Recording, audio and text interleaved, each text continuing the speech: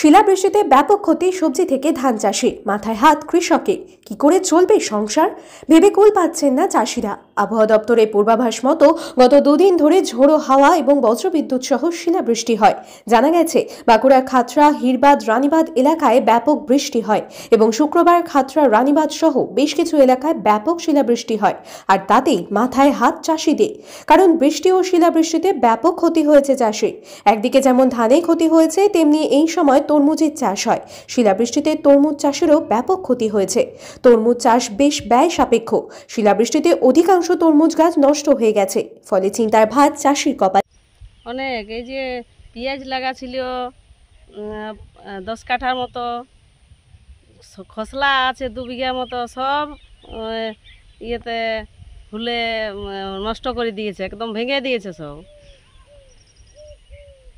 আর এগুলো তো থাকবে বলে মনে হচ্ছে নাই, সব পচে যাবে, সব গাছগুলোকে ভেঙে দিয়েছে। কোন কোন ফসলের ক্ষতি হয়েছে? পেঁয়াজ, রসুন, খসলা, ধান ধান ভেঙে দিয়েছে সব। এটা কি সবাই চাষের উপরে নির্ভরশীল? হ্যাঁ, চাষের উপরেই তো, আমাদের তো আর অন্য কিছু রোজগার নাই, শুধু চাষের উপরেই নির্ভর। অন্যদিকে পেঁয়াজ, আলু, ধান সহ অন্যান্য সবজিরও ব্যাপক ক্ষতি হয়েছে, দাবি বাঁকুড়ার খাতড়া মহকুমা এলাকার চাষিদের।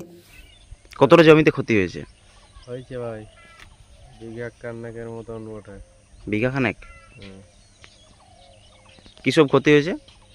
ছিল তোমার কুমড়া ছিল, উচ্ছা ছিল, তোমার বরবটি ছিল, আর এই যে সবজি, কফি, লঙ্কা, সকল ছিল।